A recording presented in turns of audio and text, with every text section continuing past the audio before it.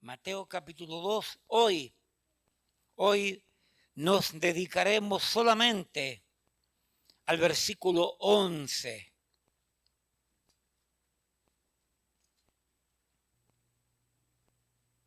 Y todavía quedan predicaciones sobre el versículo 12. ¿Okay? Recuérdese el contexto. La estrella del oriente avisó, llamó la atención sobre gente sabia, estudioso de las profecías, y llamó la atención sobre ellos para que del oriente viajaran a Jerusalén, se entrevistasen con el malvado Herodes, y luego, llevados después de la presencia de Herodes, la estrella los llevó hasta la misma casa donde estaba el niño, el rey de los judíos. Entonces, leamos, por favor, espérense un poquito aquí que tengo que ajustar mis oídos.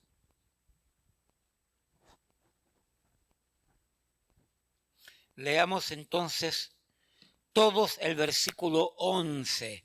Dice así, en voz alta todos. Y al entrar en la casa, vieron al niño con su madre María, y postrándose, lo adoraron, y abriendo sus tesoros, le ofrecieron presentes, oro, incienso y mirra. Padre, bendice las verdades maravillosas, portentosas, espirituales, prácticas para la vida del creyente, que se desprenden de este pequeño pero fructuoso versículo. Una vez más, rogando que su gracia nos permita aprender, nos permita ser corregidos, nos permita ser desafiados, dándole gracias por este tiempo. Denos oídos atentos, abiertos, oídos circuncisos, para poder oír y entender y comprender. Y también deme libertad de lo alto, quitando al hombre, y que su Espíritu Santo controle, dirija mi mente, mis palabras, para poder declarar lo que usted quiera que se declare. De tal manera que si en mi imperfección, en mi incapacidad propia de mi humanidad, no puedo transmitir la idea, que su Espíritu Santo nos guíe para poder entender lo que usted nos quiere enseñar. En el nombre de Jesús, oramos y damos gracias. Amén, amén. ¿Pueden tomar asiento?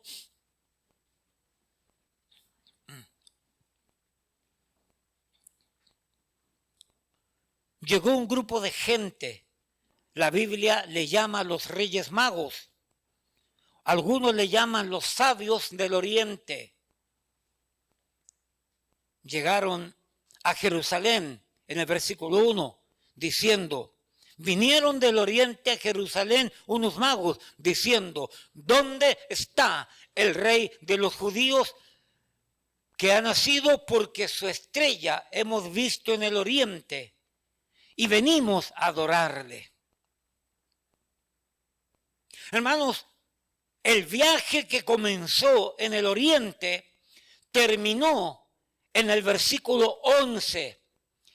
Y al entrar en la casa, vieron al niño con su madre María, y postrados lo adoraron y ofrecieron presentes. Permítame darle un consejo. Lo que usted comience en el Señor, termínelo. Pero termínelo bien. La victoria no es en comenzar. La victoria no es necesariamente en permanecer, porque algunos permanecen un tiempo. La victoria es terminar lo que se comenzó en el Señor. Aquí los sabios del oriente comenzaron lejos, Babilonia, Mesopotamia, lejos, y viajaron al poniente, a Jerusalén, para concretizar el plan que Dios tenía para sus vidas. Humanamente hablando, yo me siento satisfecho con lo que el Señor nos permitió comenzar 32 años atrás. ¿Pudiese hacer algo más? Posiblemente sí.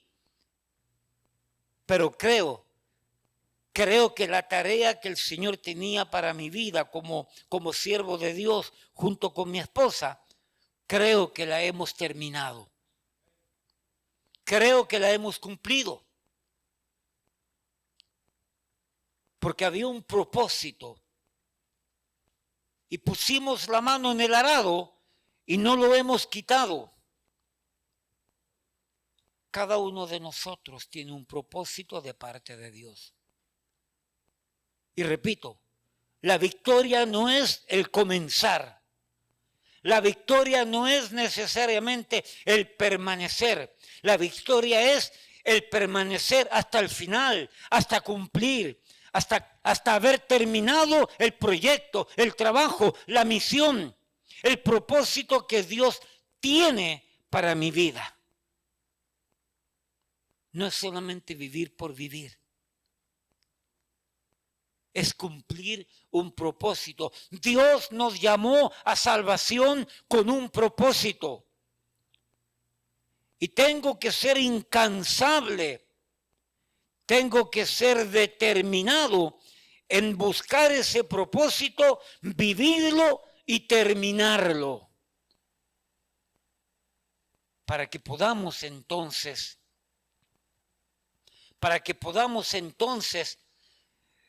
experimentar lo que dice el versículo 10. Y al ver la estrella, se regocijaron con muy grande gozo.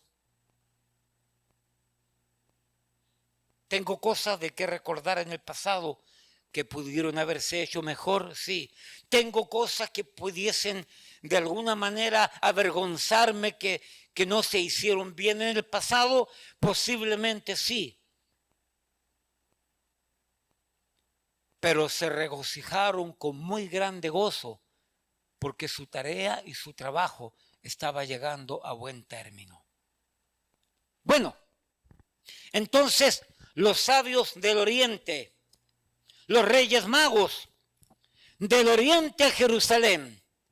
En Jerusalén la ciudad quedó completamente perturbada, quedó completamente impresionada, quedó de alguna manera alterada, asustada, porque cuando entró esta grande delegación de los reyes magos con camellos y con animales y con baúles y con algún tipo de atuendo o de vestimenta especial de acuerdo a las prácticas espirituales de ellos, porque se creen, según John MacArthur, era una casta espiritual religiosa de Babilonia, llamados los magos, según John MacArthur.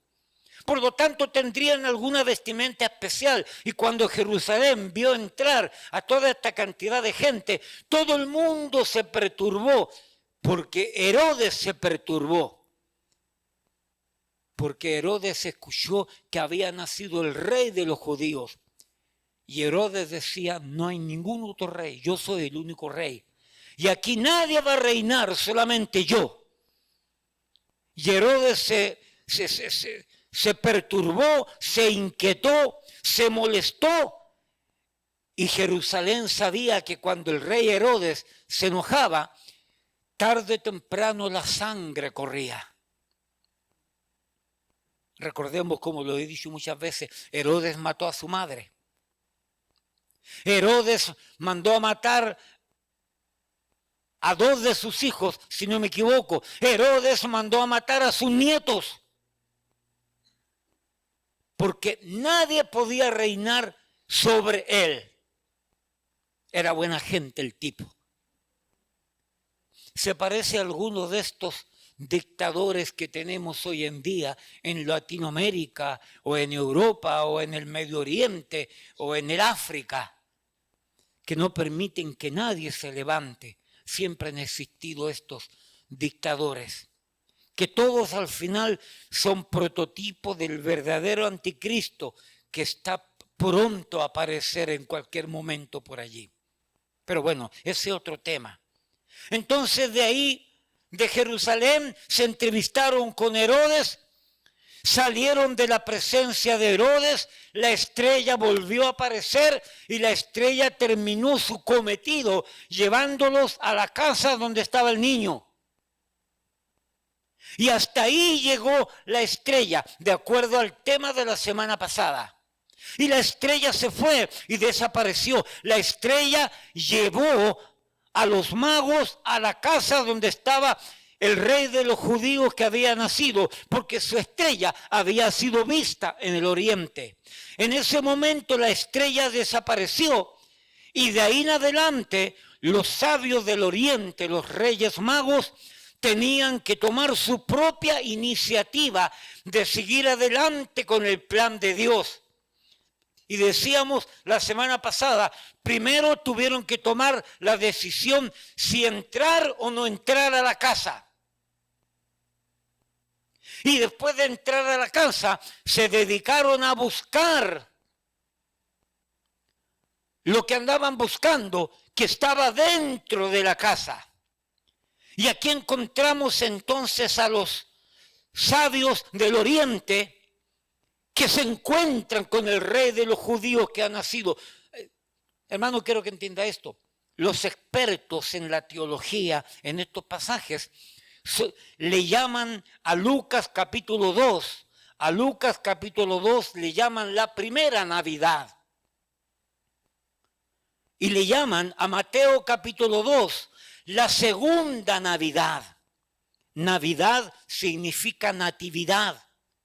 Natividad es la palabra en latín, si no me equivoco, que implica nacimiento.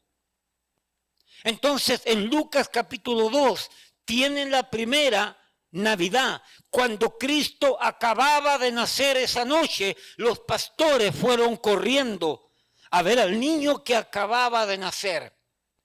Luego creo yo, de acuerdo a los estudios, dicen los que saben, que en Mateo capítulo 2 ya el niño tendría entre 8 meses o 1 año. Por lo tanto, la segunda Navidad. En esta segunda Navidad, nosotros tenemos que ver qué hicieron los sabios del Oriente. En la segunda Navidad. Pregunto, ¿qué prácticas tiene usted como en este tiempo de Navidad? ¿Cómo usted festeja, por decir así, lo que es el nacimiento de Cristo? Recuérdese que la Biblia no nos manda a celebrar Navidad. Pero de alguna manera, usted como familia, en su núcleo familiar, de alguna manera usted celebra Navidad de acuerdo a lo que usted estime conveniente. Yo no me meto en lo que hace usted en su casa. Pero le voy a pedir un favor, no se meta en lo que yo hago en mi casa tampoco. Pero aquí adentro, en la iglesia, usted no manda. Ni yo tampoco. Aquí manda el Señor. Y aquí vamos a hacer de alguna manera lo que le agrada al Señor. No lo que te agrada a ti ni me agrada a mí. Por eso es que no tenemos lucecita, arbolito, regalito y nada de eso. Porque de acuerdo a todos los antecedentes, todo eso es pagano. Vamos a ser honestos, todo eso es pagano, hasta el Papá Noel, viejito pascuero, todo eso es pagano, nada de eso es bíblico. Ahora usted decida qué hacer. Yo sé lo que hago en mi hogar junto con mi esposa. Usted sabrá qué hacer junto con su familia. Pero repito, pero aquí en la iglesia, aquí no manda usted. Aquí no manda el Pastor Jerry, aquí no mando yo. Aquí nos dedicamos a celebrar natividad, recordar el nacimiento de Cristo sin que la Biblia nos lo mande a recordar, a celebrar, pero lo vamos a celebrar de una sola manera. Todo el mes de diciembre hemos enseñado pasajes que tienen que ver con el nacimiento de Cristo, que consideramos que es una buena fecha para poder enseñar verdades que tienen que ver con la primera Navidad, Lucas capítulo 2, y con la segunda Navidad, Mateo capítulo 2. Ahora, volvamos al contexto. Los sabios del oriente abren la puerta y se encuentran con el niño acostado en su cama, con pañales todavía. Repito, tendría 6 meses, 8 meses, 10 meses, 1 año, no más.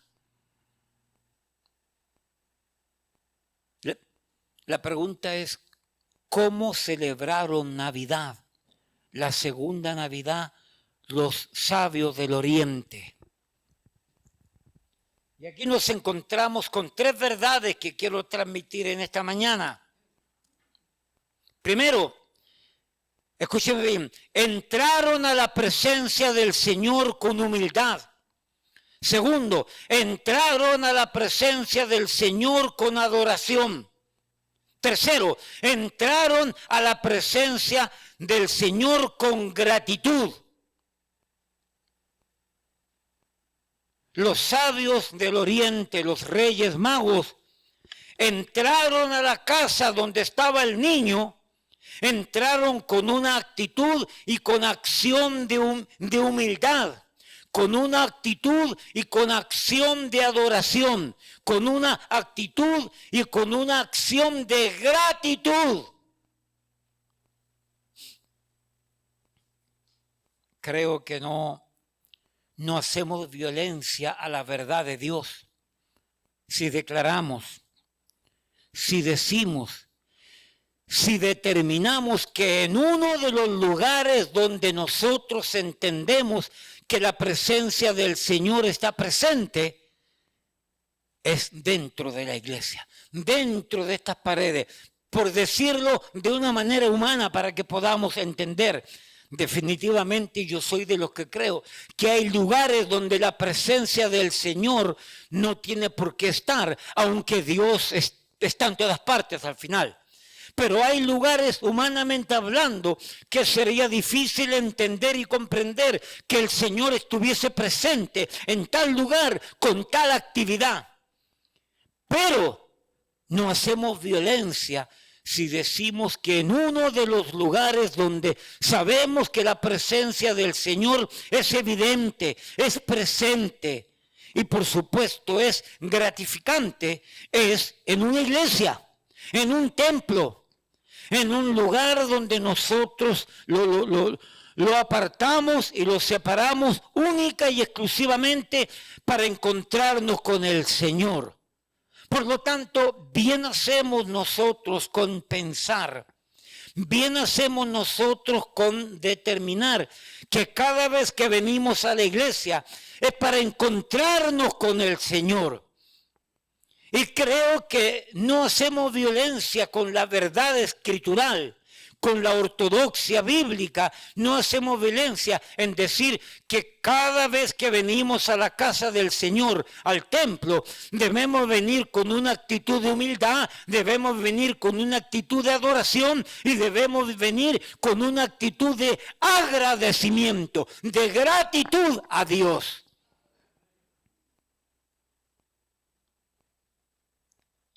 De esa manera celebraron los Reyes Magos. Los sabios del oriente celebraron encontrarse con casi cerca de 1 año de vida del Mesías. Entonces, entremos en estas verdades porque ya están anunciadas, pero hay que explicarlas. Primero, los sabios del oriente entraron a la presencia del Señor con actitud, con acción de humildad. Mira lo que dice ahí. Y al entrar en la casa, vieron al niño con su madre. Y mira lo que dice ahora. Y postrándose. La palabra postrarse, mis rodillas no me permiten demostrarle a usted lo que significa postrarse. Venga, hermana Asia, venga, usted se va a postrar aquí.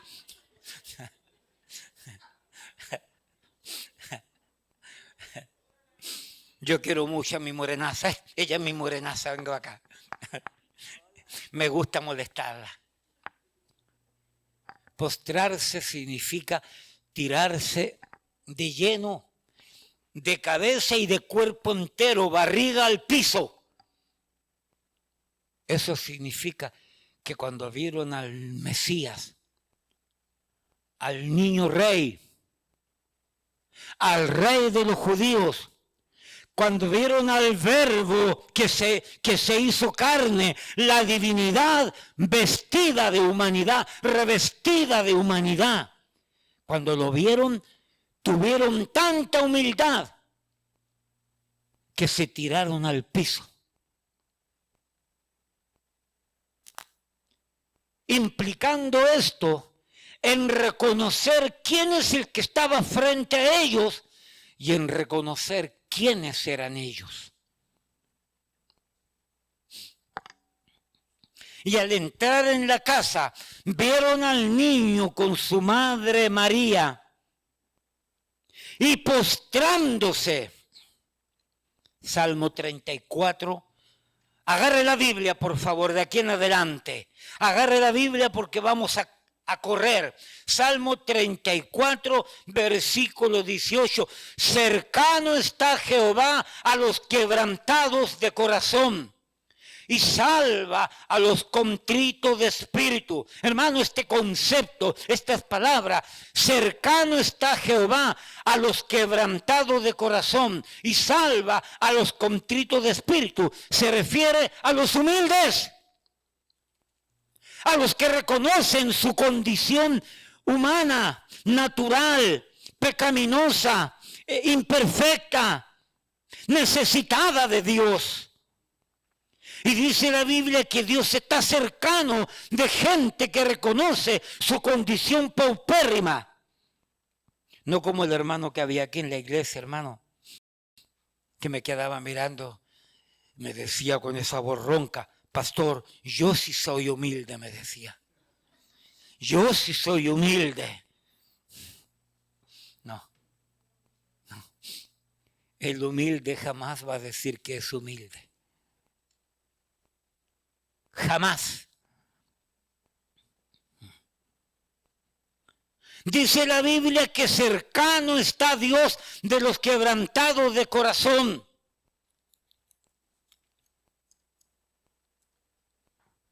Y salva a los contritos de espíritus. ¿Por qué usted cree que Dios eligió a los sabios del Oriente para desarrollar semejante trabajo, semejante ministerio? Salmo 51. Por fin los años de búsqueda, los años de buscar a Dios, su amor, su paz, había llegado a su fin. El tiempo de vagar por el mundo, estos sabios del Oriente, sin Cristo, sin fe, sin Dios, sin paz y sin esperanza, había llegado a su fin. Porque se habían encontrado cara a cara con el rey de los judíos que había nacido, con el Mesías. Salmo 51, versículo 17. Los sacrificios de Dios son el espíritu quebrantado.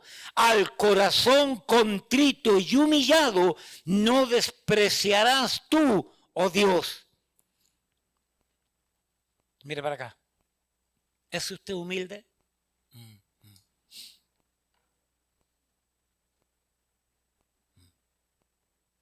A mí hay gente que me han dicho: pastor, usted es humilde. Y yo le digo: usted no me conoce. Usted no me conoce. Pregunto, ¿tiene usted humildad? Isaías 57. Isaías 57, versículo 15. Porque así dijo el alto y sublime, Mire, nótese, por Isaías 57:15, porque así dijo el alto y el sublime, el que habita en la eternidad y cuyo nombre es el santo.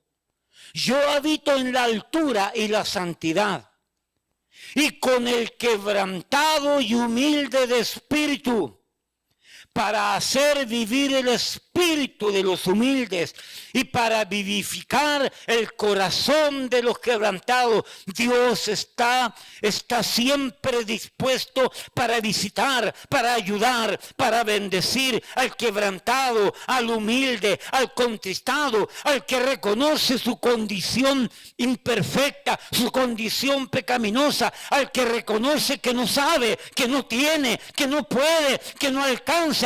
Y si logra saber algo, y si logra alcanzar algo, y si logra tener algo, y si logra saber algo, es por la gracia de Dios, y da gloria a Dios por lo que aprendió, por lo que obtuvo, por lo que alcanzó, porque sabe que no hay mérito propio en él. Amén. Ayer me llamó un hermano y me dijo: pastor, somos amigos con él. Él es uno de los fundadores de esta iglesia. Me dijo: pastor, porque me llama así, es casi de la edad mía.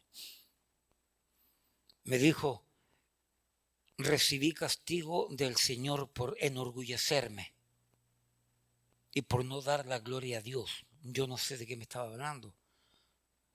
Me dijo: yo pinté toda la casa, todo el apartamento mío, y yo comencé a decirle a todo el mundo orgullosamente que yo lo había hecho, que yo lo había hecho, que yo lo había hecho. Y anoche se me derramó un galón de pintura que salpicó las paredes, salpicó el piso y salpicó los muebles y me dañó todo el trabajo. Y ahí tuve que caer de rodillas para reconocer que yo me estaba enorgulleciendo, que se había logrado pintar algo y arreglar la casa que es mía, donde yo vivo, era porque el Señor me había dado la capacidad y no le di la gloria a Dios. Estuvo más de 10 horas limpiando y me mandó las fotos de la mano, rojas, irritada completamente, y le dolía todo su hermoso cuerpo. Yo tuve que ir el viernes a las 11 de la noche para allá, le llevé una medicina, una pomada, para que él se pudiese poner y tomar.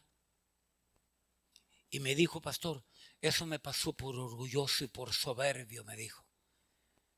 Por no darle la gloria a Dios, que lo que yo hice fue porque Él me lo enseñó y Él me ayudó y no debía haberme traído gloria para mí. Ya aprendí la lección, me dijo.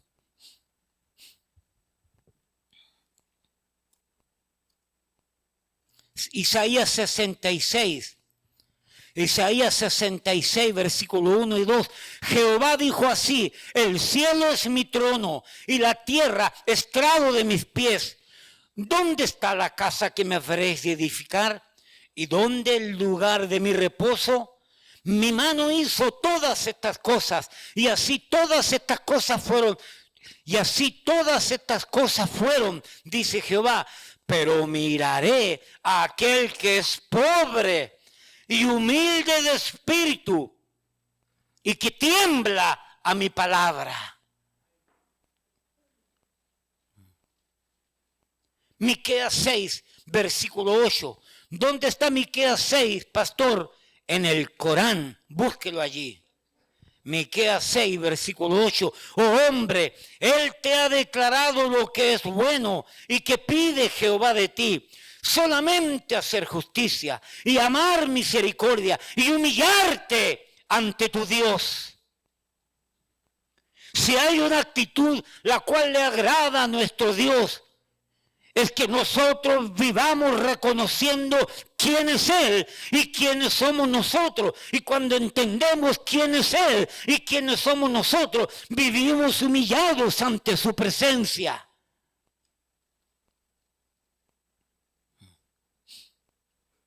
La Biblia dice que Dios da gracia al humilde y resiste al soberbio.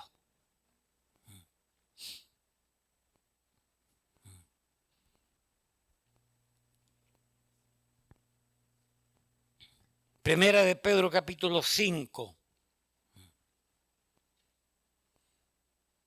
Primera de Pedro capítulo 5, versículos 5 y 6.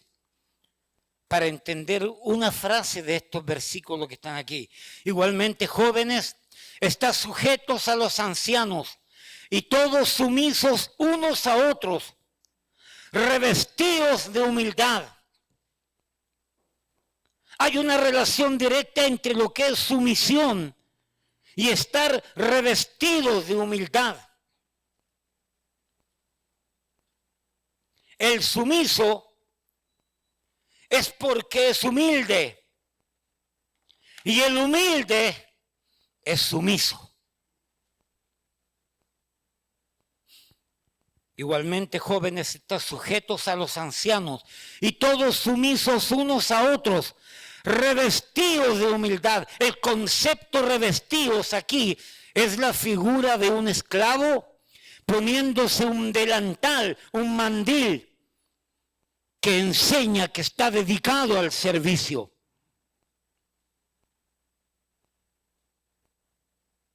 En este concepto de este versículo aquí se refiere que el servicio es sobre la base de la sumisión.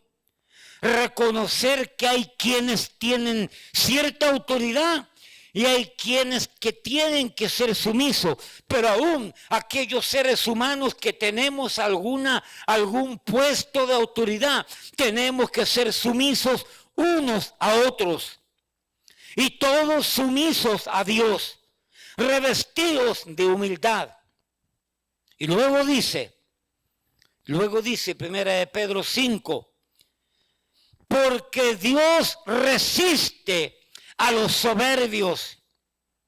La palabra resistir aquí en el griego, el verbo, dice un comentarista, vivamente imagina a Dios como uno que se establece, se para en orden de batalla contra tales individuos. Cuando la Biblia dice, porque Dios resiste al soberbio, a los soberbios, significa que Dios se ha puesto en orden de batalla contra el orgulloso, contra el soberbio, contra el altanero, contra el que se cree mejor.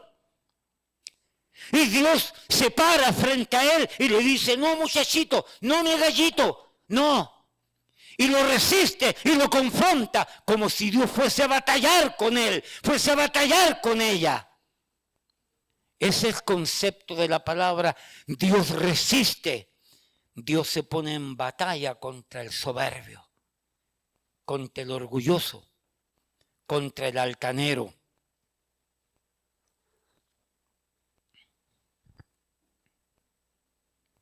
Lucas capítulo 18.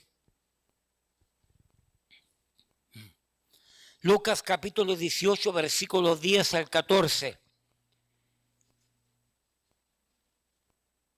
Dos hombres subieron al templo a orar. Uno era fariseo y el otro publicano. Fariseo, un religioso que conocía la palabra de Dios. Un publicano era un cobrador de impuestos, despreciado por Israel, pero también despreciado por Roma, porque tenía un trabajo despreciable. Dos hombres subieron al templo a orar. Uno era fariseo y el otro publicano. El fariseo, puesto en pie, oraba consigo mismo de esta manera: Dios, te doy gracias porque no soy como los otros hombres, ladrones, injustos, adúlteros, ni aún como este publicano. Qué grado de humildad tan grande tenía este hombre. Ayuno 2 veces a la semana, doy diezmo de todo lo que gano. Qué humildad, qué increíble.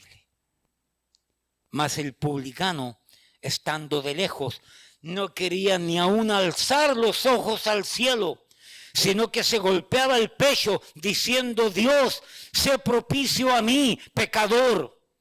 Os digo que éste descendió a su casa justificado antes que el otro, porque cualquiera que se enaltece será humillado, y el que se humilla será enaltecido.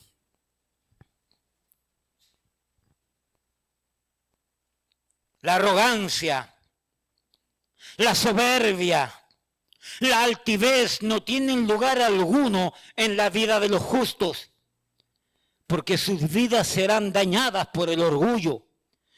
Tampoco tienen cabida dentro de una iglesia, porque ese orgullo, ese orgulloso, terminará destruyendo la iglesia. Puesto que el Señor abate, derriba, quebranta, hunde a personas, a ciudades, a gobernantes y naciones con actitudes de orgullo y de soberbia. Jehová empobrece y Él enriquece, abate y enaltece al humilde, quebrantado de corazón. Primera de Samuel, capítulo 2. Los profetas, la palabra de Dios, llamaban al pueblo a arrepentirse y a demostrar su conversión a Dios humillándose. Pero en general no hacían caso al llamado al arrepentimiento. Finalmente llegó el cautiverio y los babilonios humillaron a Israel. O más bien dicho, Dios, utilizando a Babilonia, humilló a su pueblo, quebrantó a su pueblo de su orgullo, de su soberbia, de su altanería, de su enaltecimiento. El pueblo de Dios se enalteció contra su Dios y Dios tuvo que traer imperio y tuvo que traer gobiernos para humillar a su pueblo.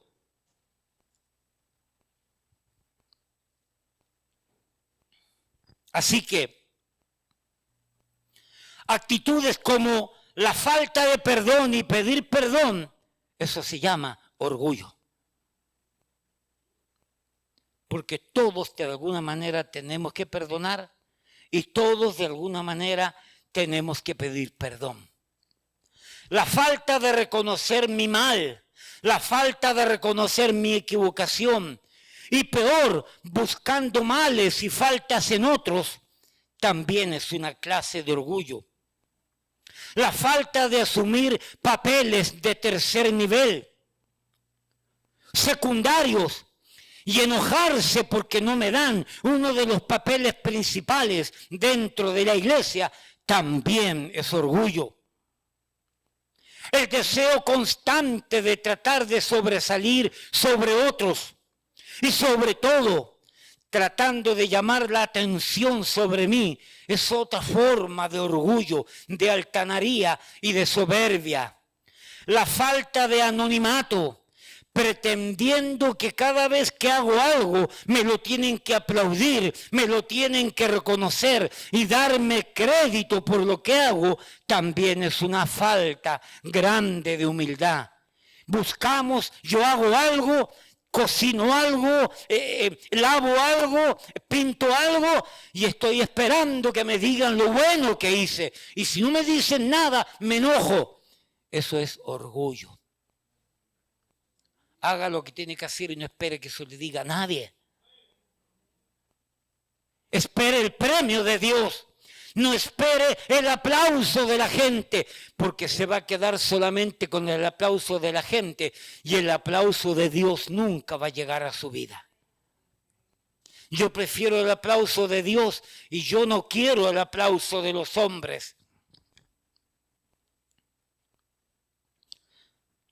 La falta de humildad pretendiendo ser o pretendiendo creerse mejor, superior a los demás y por ende merecedor de algo por sobre otros, eso es soberbia, eso es altanería. ¡Hey, aquí llegué yo!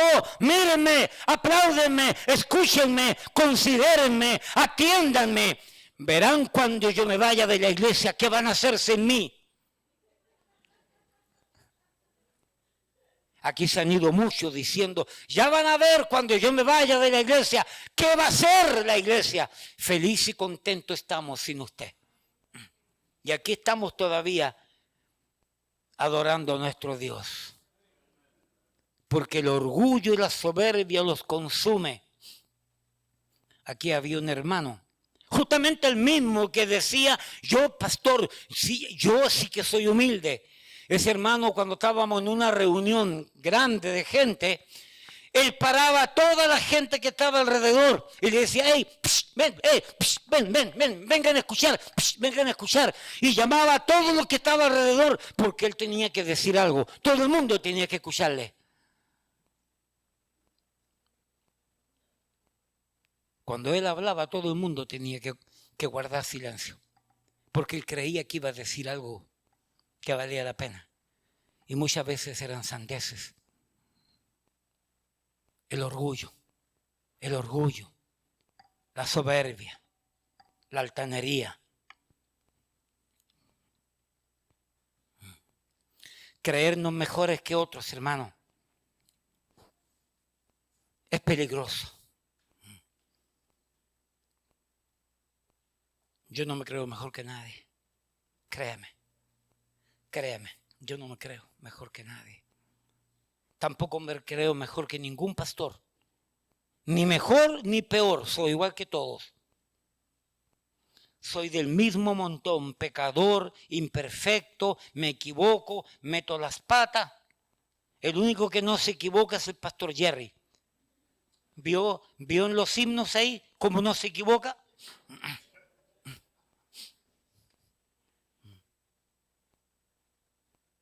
Creernos mejor que otro.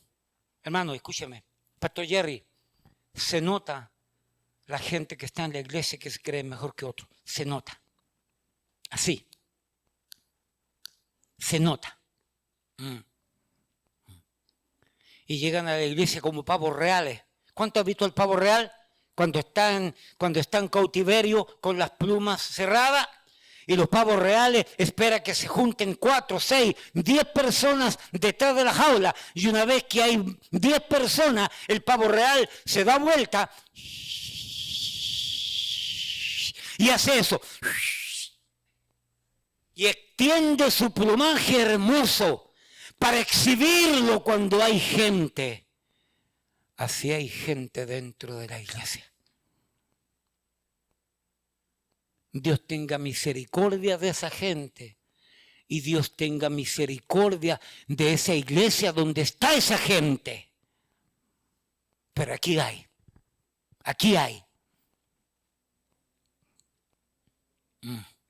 ¿Qué me va a enseñar este?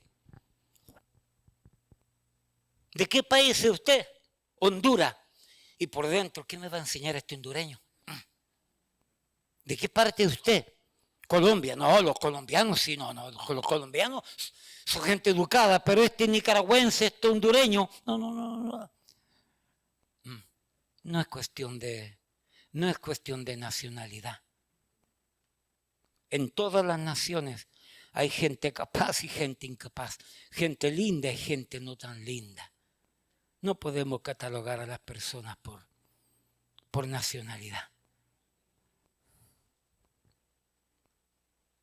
Estas actitudes, acciones, pretensiones humanas, producto del orgullo y de la arrogancia, no nos permiten trabajar en armonía. Es difícil trabajar con gente orgullosa, Pastor Jerry.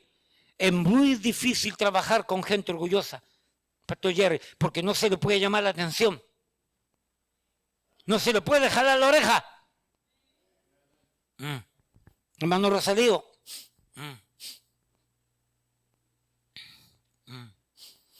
¿Cuántos años usted tiene conmigo, hermano Rosalío? Venga para acá. Venga, mi hermano.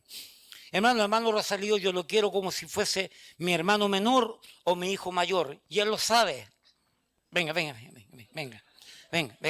Mire. Hermano Rosalío, ¿cuántos años tiene usted aquí en la iglesia? De edad. No, hermano. Puede ser un peligro si usted dice su edad. ¿Cuántos años tiene conmigo? 18 años. 18 años. Hermano, una pregunta sincera. ¿Cuántas cientos de veces yo le he jalado la oreja a usted? No son cientos, son miles. Gracias, hermano.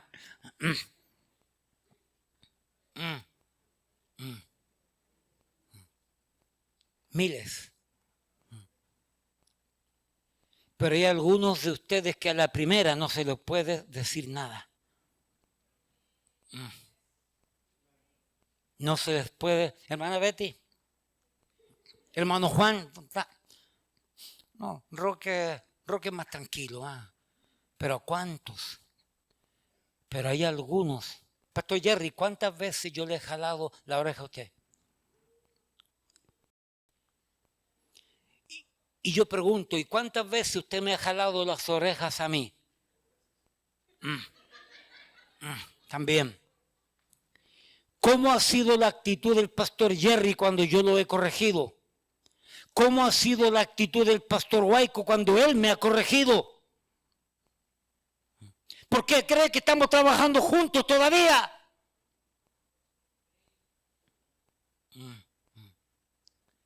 Es difícil trabajar con gente soberbia.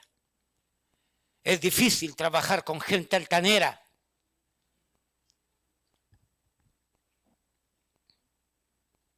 Es contraproducente trabajar con gente así.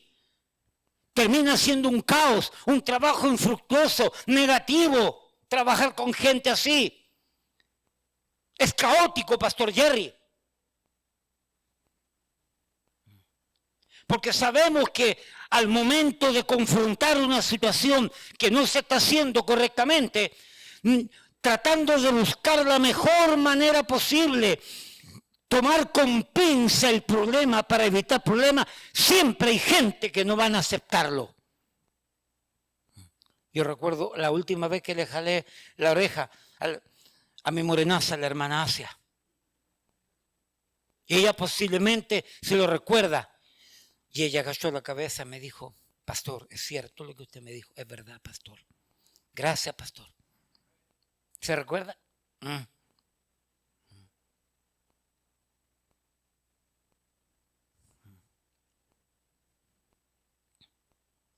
Es que van a haber momentos en que en cualquier tipo de organización deportiva, gubernamental, artística, musical, poética, iglesia, va a haber confrontación entre los dirigentes con los que trabajan y hay que arreglar las deficiencias y hay que arreglar los problemas, pero hay personas que no se puede enfrentar el problema y no hay manera de arreglarlo.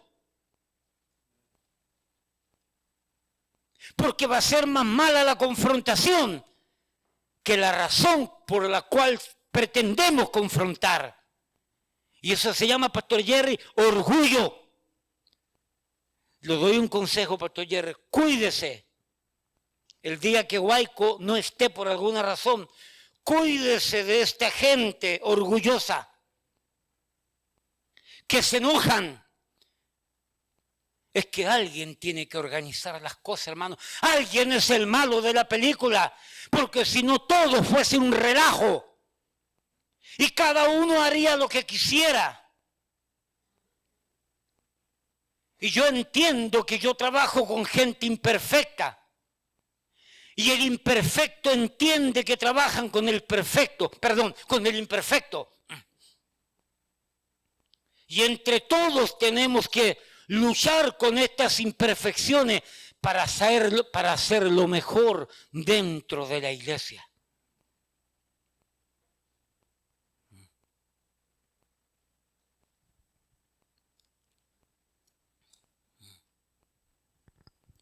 Estas actitudes de orgullo destruyen vidas personales, destruyen matrimonios, destruyen familias, destruyen gobiernos y destruyen iglesias.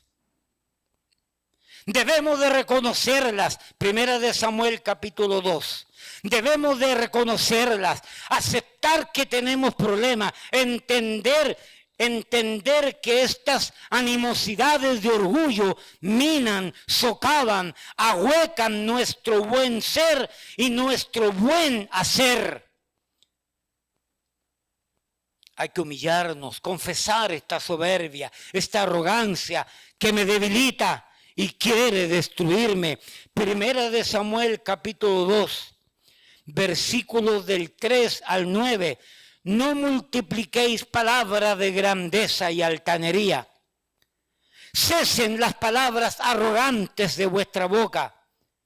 Porque el Dios de todo saber, es decir, el Dios que todo lo sabe, es Jehová. Nadie más sabe. Y a Él toca el pesar las acciones. Los arcos de los fuertes, es decir, los arrogantes, fueron quebrados. Y los débiles, es decir, los humildes, se ciñeron de poder. Versículo 6. Jehová mata y Él da vida. Él hace descender al Seol y hace subir. Jehová empobrece y Él enriquece. Abate y enaltece. Abate al soberbio, enaltece al humilde. Él levanta del polvo al pobre. Y del muladar exalta al menesteroso, es decir, al humilde, para hacerle sentar con príncipes y heredar un sitio de honor. Porque de Jehová son las columnas de la tierra, y Él afirmó sobre ellas el mundo. Él guarda los pies de sus santos, mas los impíos perecen en tinieblas. Porque nadie será fuerte por su propia fuerza. Si algo yo puedo hacer, si algo he logrado hacer, si algo he logrado aprender, si algo he logrado entender, si algo he logrado yo tener, no es por mi fuerza, es por la fuerza de Él. Porque Dios da gracia al humilde, pero abate al orgulloso. Proverbios, capítulo 16, versículo 18. Está caliente aquí. Antes del quebrantamiento, oiga bien, antes del quebrantamiento es la soberbia, y antes de la caída la altivez de espíritu. Lo que este versículo está tratando de decir es que antes de que venga el quebrantamiento, la destrucción a cierta persona, el imperio que alguien ha construido, antes de que venga el quebrantamiento y la destrucción del imperio de alguien, primero aparece la soberbia, la arrogancia y el orgullo. Y como consecuencia del orgullo y de la soberbia, donde yo creo que yo sé, que yo tengo, que yo puedo, a mí nadie me tiene que decir nada, mire todo lo que tengo, mire todo lo que he construido. Cuando la persona se pone a ese nivel, está próximo a ser quebrantado y todo se le destruye.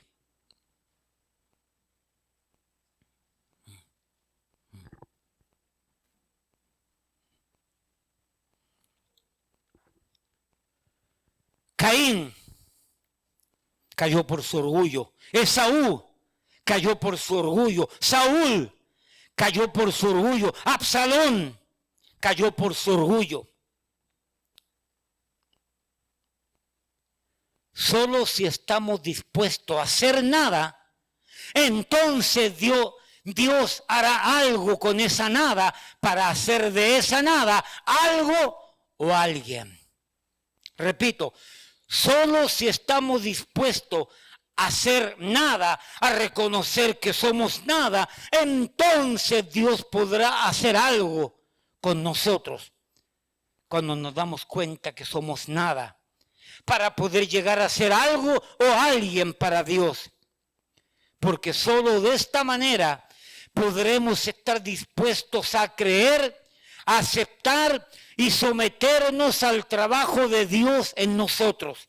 La única manera en que Dios pueda trabajar con nosotros es decir, Señor, yo no soy nada, yo no soy nadie, yo no tengo nada, yo no sé nada, yo no puedo nada, yo no alcanzo nada. Señor, ¿querrás tú hacer algo conmigo para tu gloria?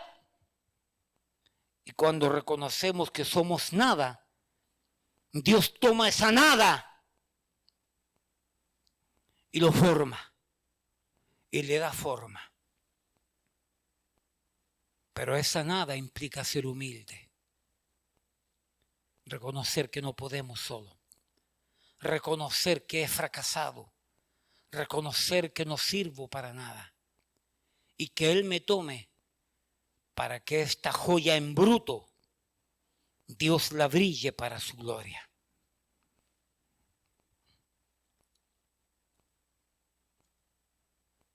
El camino hacia la cima de Dios es el empezar subiendo la escalera desde el primer piso, peldaño a peldaño, poco a poco.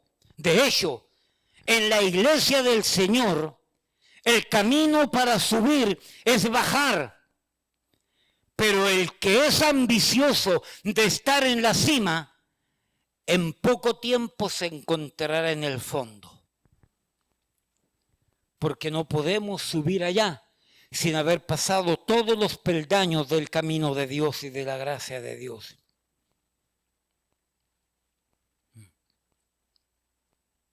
Cuando usted venga a adorar al Señor, a la iglesia, venga con humildad. Venga reconociendo que usted necesita de Dios. Y no que Dios necesita de nosotros. Vengamos reconociendo que la iglesia no necesita de mí, que yo necesito de la iglesia. Porque son instrumentos en las manos de Dios para hacer de mí algo o alguien.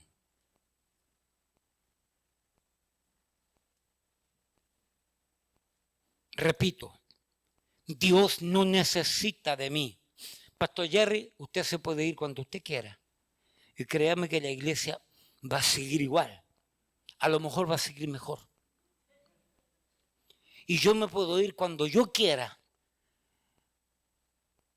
Y la iglesia va a ser igual o va a seguir mejor sin mí.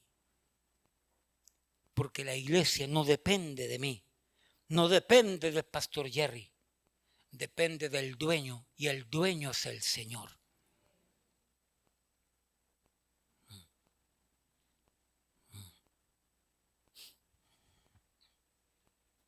Primero,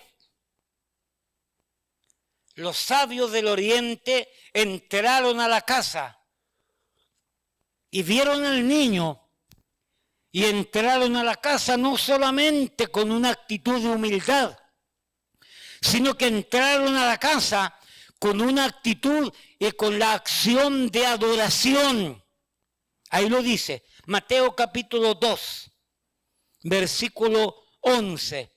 Y al entrar en la casa, vieron al niño con su madre María, y postrándose, humildad, que dice, lo adoraron, adoración.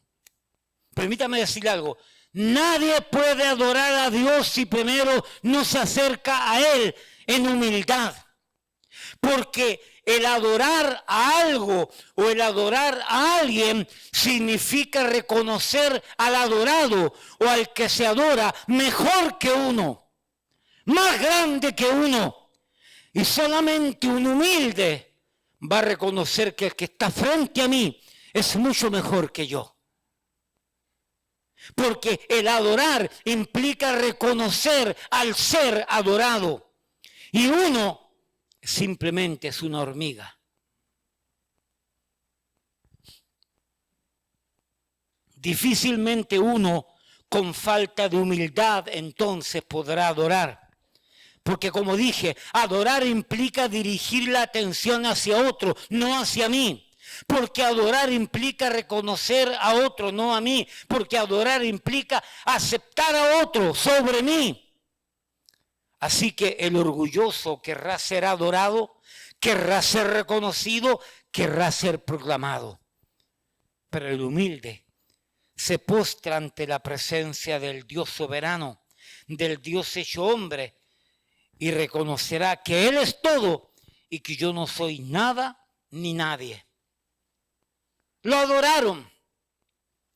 El concepto de adoración en este versículo 11 implica culto o reverencia, reconocimiento que se rinde a Dios, primero por sus obras, Salmo 92, Primero, cuando uno adora a Dios, se hace sobre este concepto de reconocer abiertamente, públicamente, reconocer las obras del ser adorado. Salmo 92, versículos del 1 al 5. Bueno es alabarte o adorarte, oh Jehová, y cantar salmos a tu nombre, oh Altísimo, anunciar por la mañana tu misericordia y tu fidelidad cada noche, en el decacordio y en el salterio, en tono suave con el arpa, por cuanto me has alegrado, oh Jehová, con tus obras. En las obras de tus manos me gozo. Cuán grandes son tus obras, oh Jehová, muy profundos son tus pensamientos. El hombre necio no sabe y el insensato no entiende esto. Primeramente, el adorar implica el adorar a alguien por las obras de él. Hermano, las obras de Dios son portentosas, son soberanas, son perfectas, son absolutas. Las obras de Dios son positivas para el pueblo de Dios. Y yo adoro a Dios por lo que hace. Y no solamente por lo que hace, yo adoro a Dios por quien es Él. ¿Ok? Salmo 100. Salmo 100.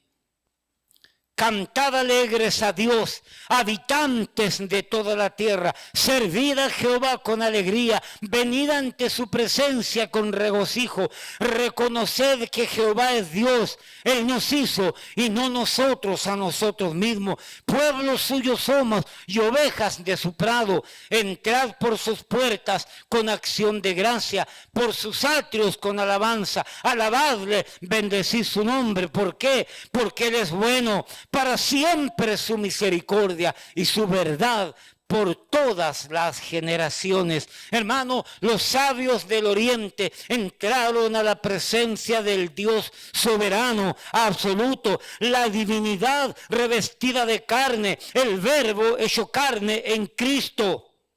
Y entraron con una actitud de humildad, postrándose ante la presencia del Rey de Reyes y Señor de Señores. Y luego dice que le adoraron, glorificaron su nombre, ensalzaron su nombre, reconocieron las obras de Dios, reconocieron quién es Dios.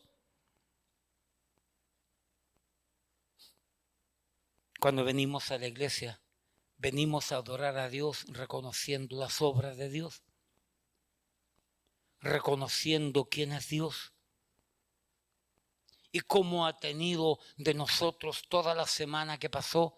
Y ahora que comenzamos el primer día de la semana, domingo, comenzamos con el primer día de la semana. Señor, te damos gracias por todo lo que tú hiciste en los últimos 6 días.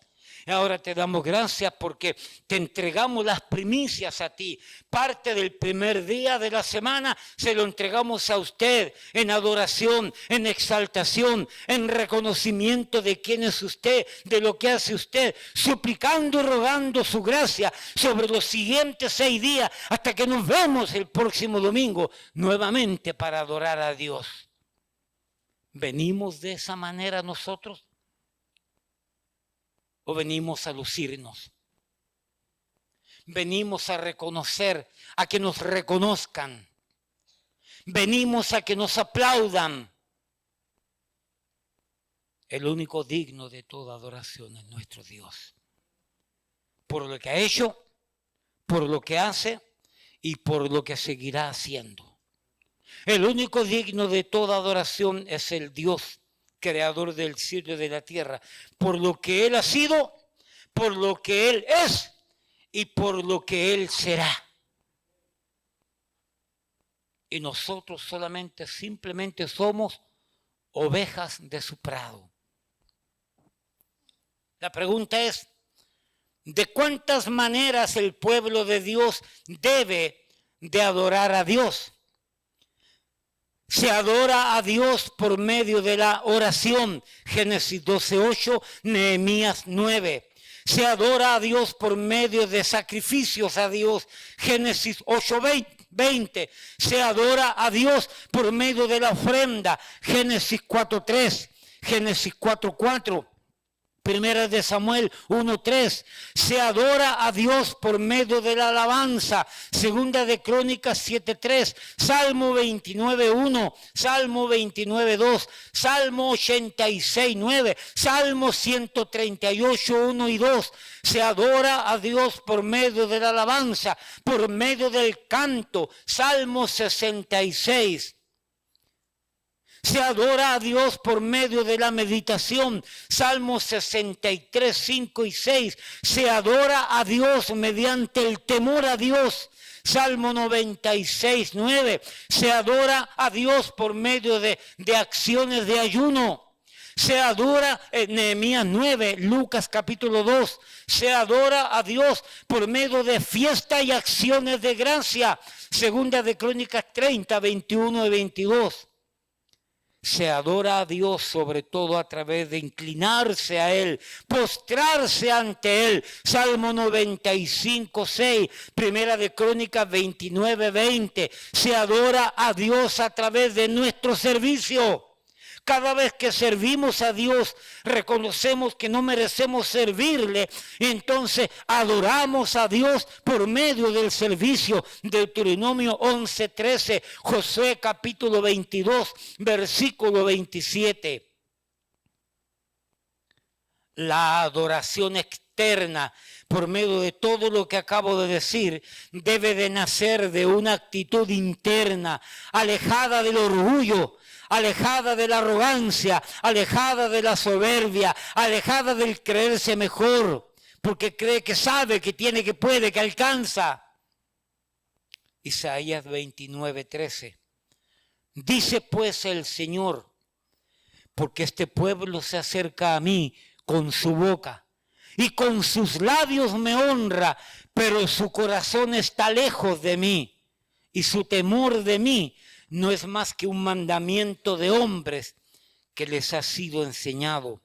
Es decir, una verdadera y genuina adoración nace de una profunda actitud interna de humildad y de adoración que brota hacia el exterior. Salmo 51, 16 al 19, donde dice, Salmo 51, 16 al 19, porque no quieres sacrificio que yo lo daría. No quieres holocausto.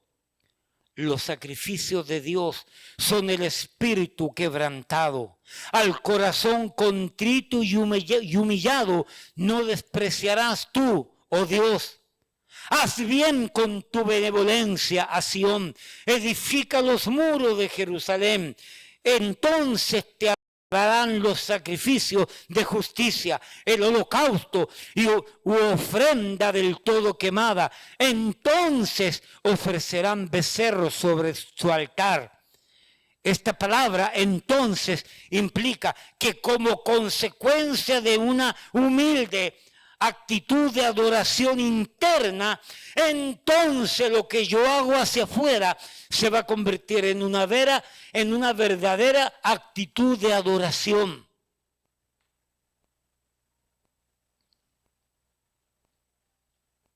Los reyes magos, los sabios del oriente,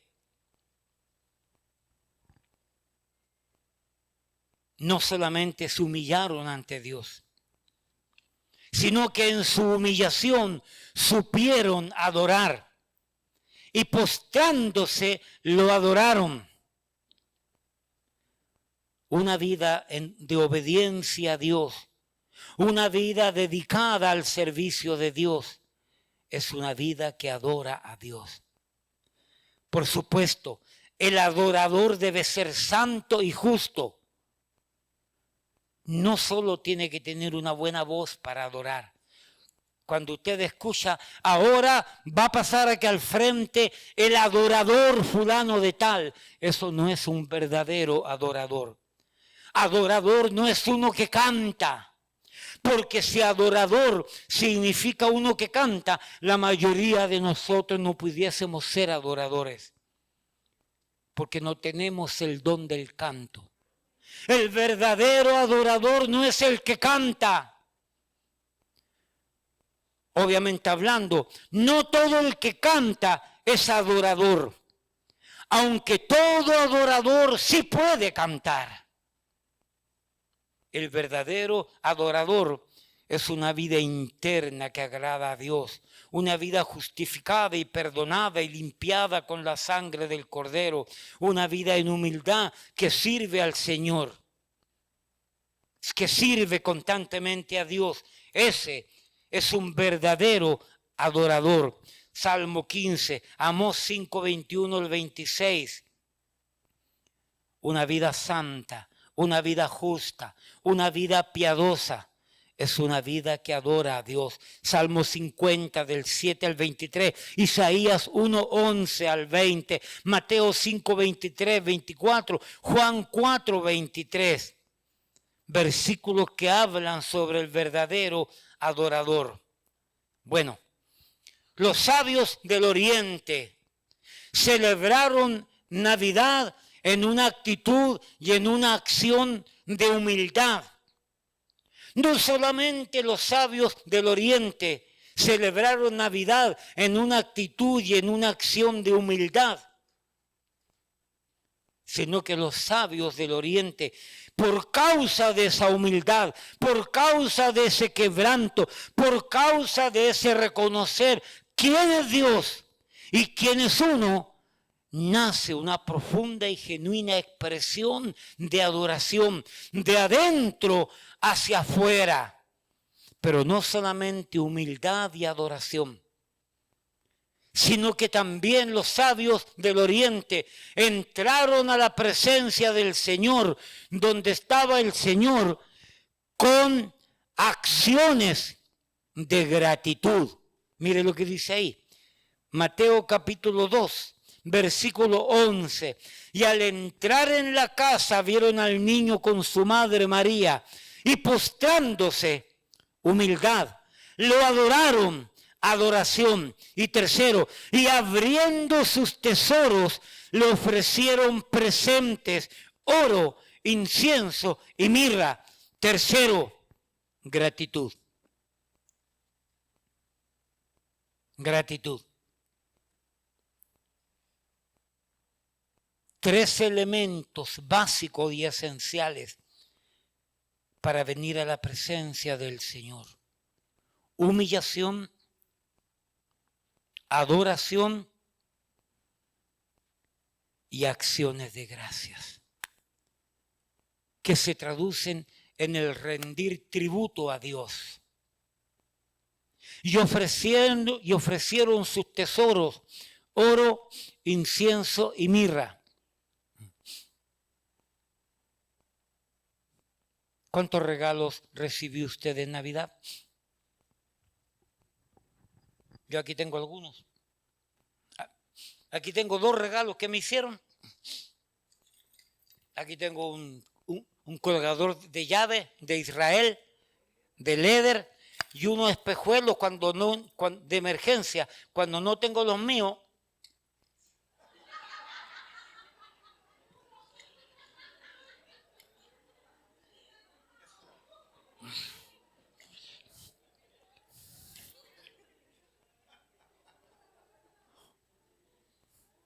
y tengo otra cosita que me regalaron curiosa también allí. Y trabaja. Y trabaja. De verdad que sí. ¿Cuántos recibieron regalos aquí? Es lindo compartir y darse y hacer rico a los más ricos, a los negociantes. Pero yo te le regaló al Señor. Porque Navidad no es regalarnos unos a otros. Regalarnos es tener gratitud a Dios y sobre lo cual le damos presentes a Dios. La pregunta es, ¿qué necesita Dios? ¿Tengo algo yo que Dios no tenga? por lo cual Él necesite lo que yo tengo, lo cual Él no tiene?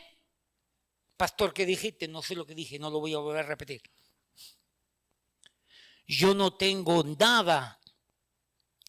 Todo lo que yo tengo ya Dios lo tiene.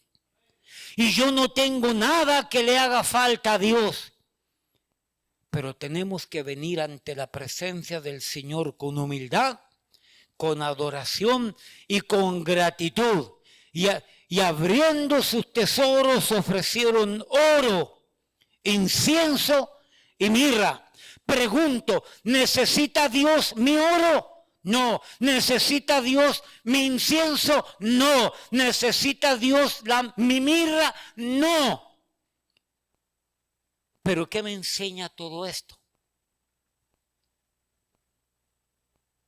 Que tenemos que venir a la presencia del Señor con la predisposición no solamente en humildad, en adoración y en dar.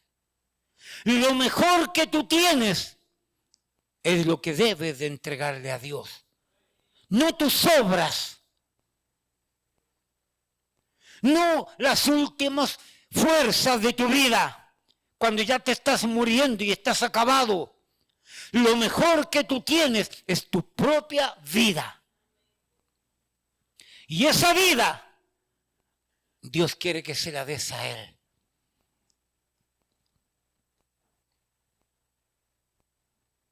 De los 18 años que yo estoy sirviendo al Señor, he tenido mis altas y mis bajas. De los 18 años.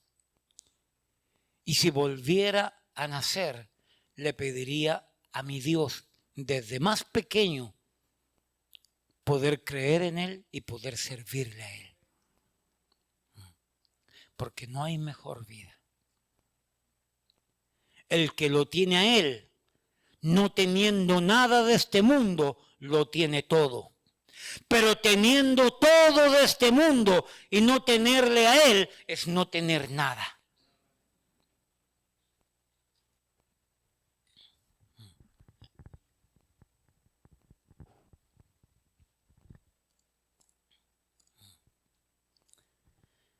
Salmo 116, versículo 12.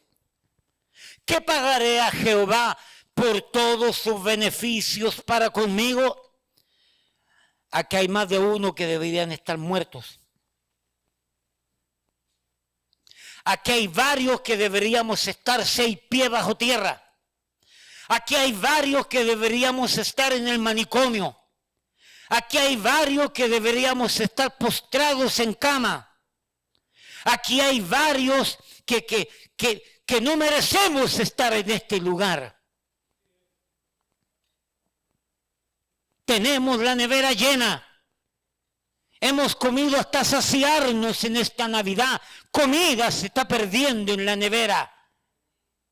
Ropa no se diga.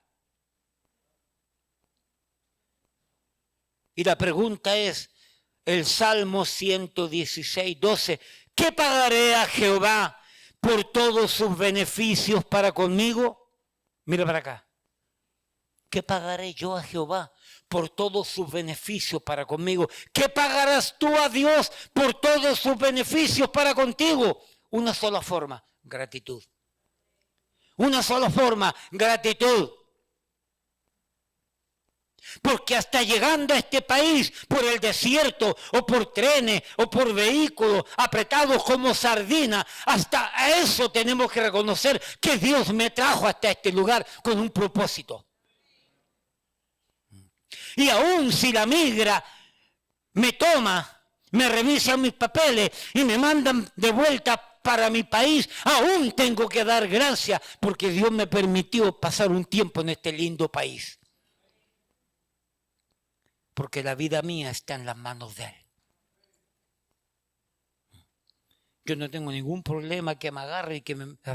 A mí me pueden agarrar porque yo tengo papeles. Llegué con papeles a este país.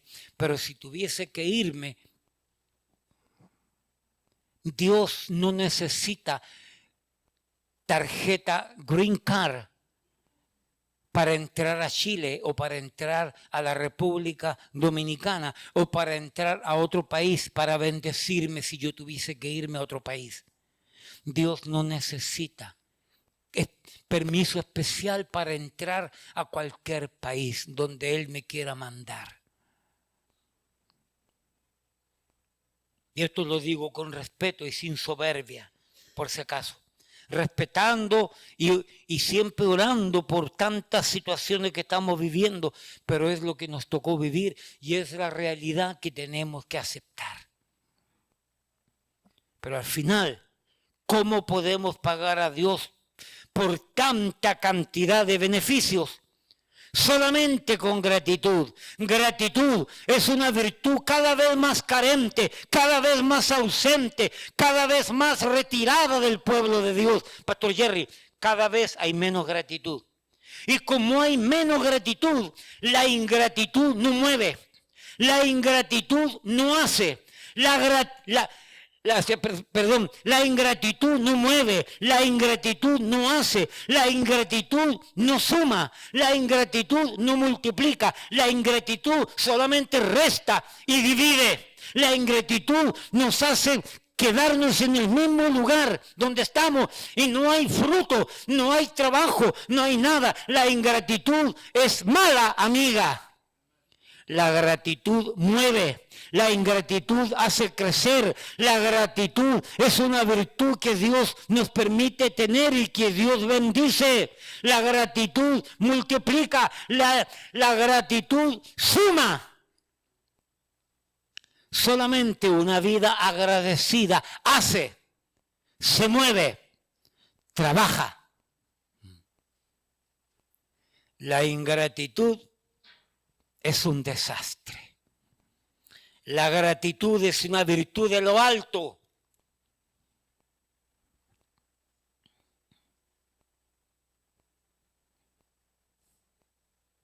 En el Nuevo Testamento la gratitud es parte de la fe y de la alabanza.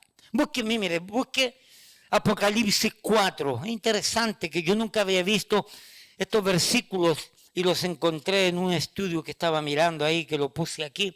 Apocalipsis capítulo 4, versículo 9. Apocalipsis 4, 9. Y siempre que aquellos seres vivientes dan gloria y honra y acción de gracias al que está sentado en el trono, al que vive por los siglos de los siglos. Apocalipsis capítulo 7.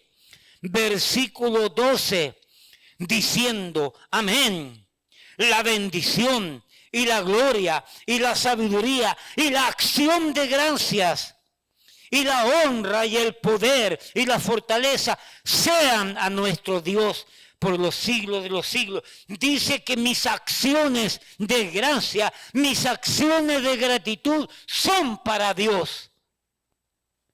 Pero no dice mi gratitud, sino que dice mis acciones de gracia. Es decir, la gratitud se convierte, se traduce en acciones. De tal manera que yo vengo a limpiar el santuario por gratitud, una acción. De tal manera que vengo a limpiar los vanes de la iglesia y gracias por limpiar los vanes de la iglesia, porque yo encuentro a veces a Sonia con su familia limpiando los vanes de la iglesia. Ellos no los usan. Los que los usan deberían ofrecerse para venir a limpiarlo y ellos no los usan y los limpian. Gracias, gracias. Las acciones de gracias se hacen para Dios. Entonces, cuando vengo a barrer al otro lado, son acciones de gracias para Dios. Cuando venimos a organizar para un banquete, para una fiesta, son acciones de gracia. Para quedarnos después de la fiesta, para limpiar, barrer, recoger, arreglar, son acciones de gracia.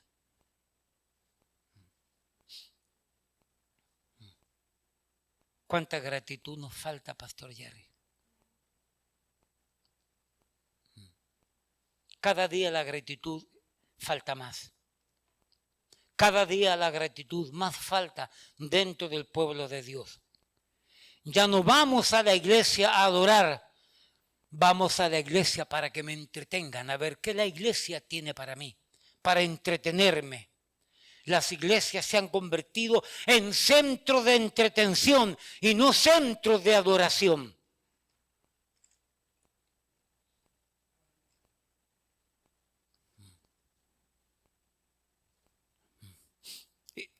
Yo a la iglesia del pastor Huayco, pastor Jerry, esa iglesia es boring, es aburrida. No tiene gracia. Mira esa música. No, yo quiero, yo quiero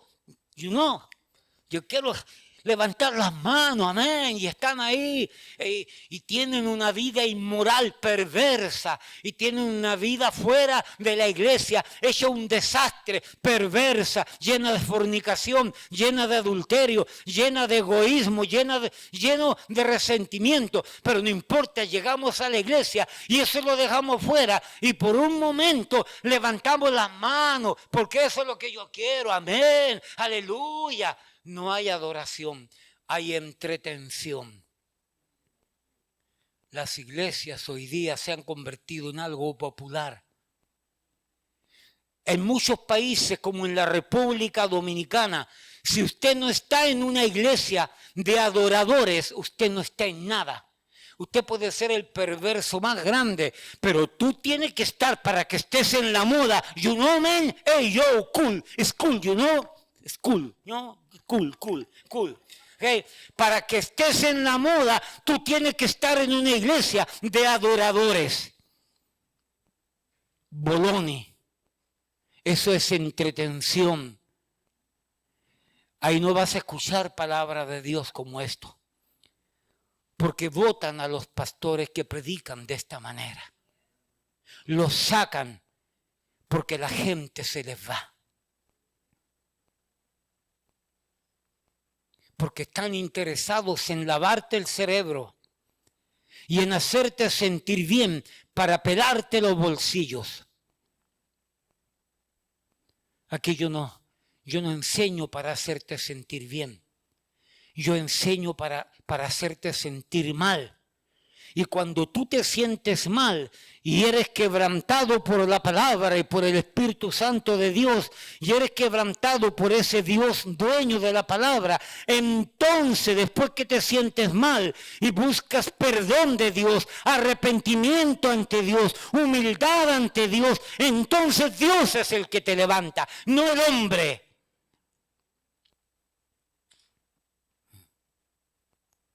Esto no es para entretener. La iglesia se ha convertido en un show barato. Simple show. Y más vale que cuando vayas a esa iglesia levante las manos igual que ellos, porque si no te van a reconocer que tú no estás en nada. Más vale que te pongas a la onda de ellos.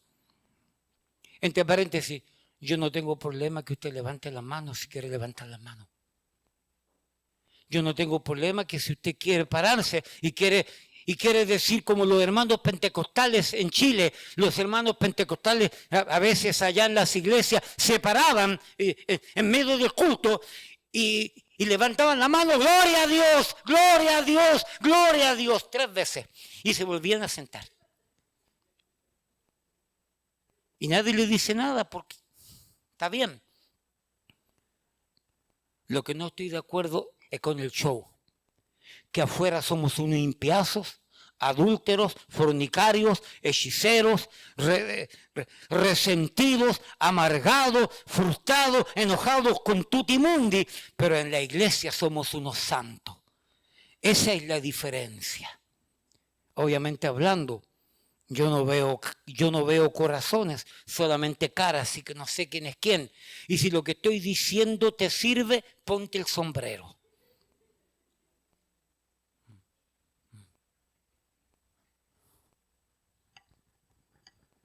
Los sabios del Oriente entraron a la presencia del Señor con humillación, con adoración y con acciones de gracias. Para ir terminando, Deuteronomio 16:16. 3 veces cada año aparecerá todo varón tuyo delante de Jehová tu Dios en el lugar que Él escogiere, en la fiesta solemne de los panes sin levadura, y en la fiesta solemne de la semana, y en la fiesta solemne de los tabernáculos. Y ninguno se presentará delante de Jehová con las manos vacías, cada uno con la ofrenda de su mano, conforme a la bendición que Jehová tu Dios te hubiere dado.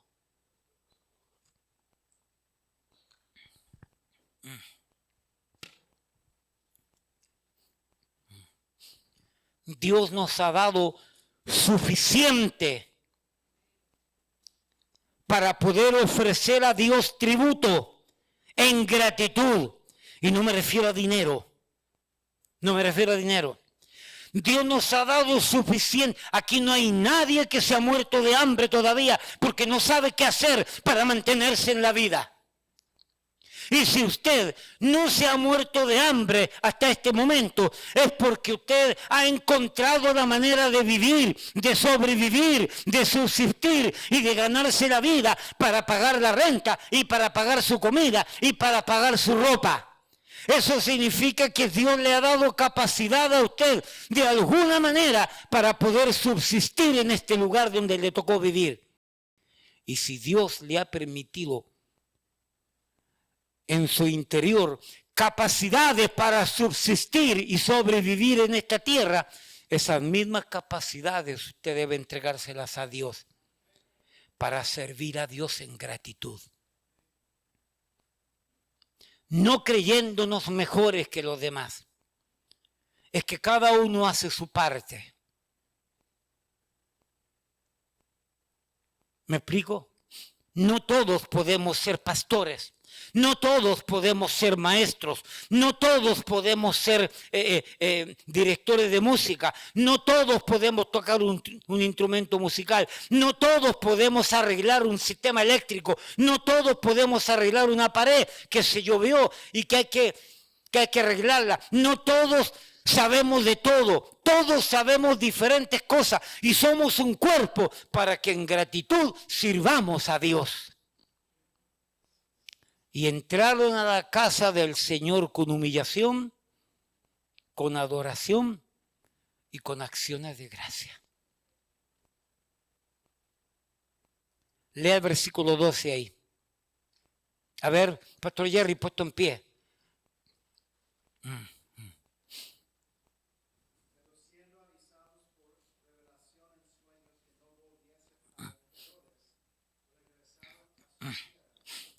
Gracias. El versículo 12 enseña que como consecuencia de todo lo que los magos del oriente, los reyes magos, los sabios del oriente, todo lo que hicieron, a Dios le pareció bueno y justo y saludable, bueno en gran manera. En el versículo 12, Dios los bendijo a ellos, dándole protección y enseñándoles otro camino. Si el Señor nos da vida y salud, de alguna manera, Pastor Jerry o yo, quizás podremos enseñar. Los sabios del oriente regresaron a su tierra por otro camino. ¿Cuánta falta nos hace a nosotros comenzar el nuevo año por otro camino? Por el camino del Señor y no por el camino que traíamos hasta este domingo, sino comenzar un nuevo camino, un camino del amor de Dios, un camino del perdón de Dios, un camino de una vida transformada, un camino nuevo de una vida cuidada y protegida por el Señor. Puesto en pie. Padre, te damos gracias porque tú eres bueno, porque tu misericordia, Señor, es para siempre. Te damos gracias porque tú nos permites terminar el año con estas verdades inequívocas, bíblicas, escriturales, necesarias, urgentes, que muchos ya no las predican. Queremos, oh Señor, que usted bendiga a aquel hombre, a aquella mujer, a aquel niño, a aquel joven, a aquel esposo, esposa, familia, matrimonio, que escuchando estas verdades de alguna manera usted les habla a su vida.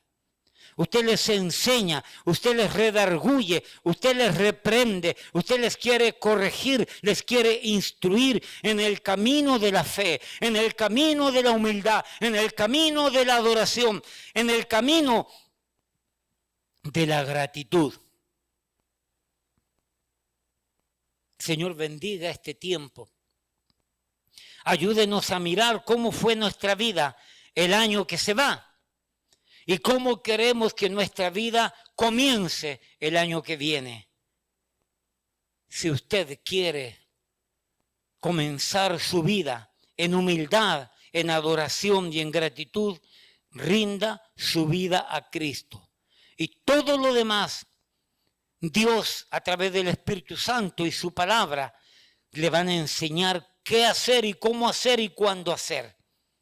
Pero comience rindiendo su vida a Cristo.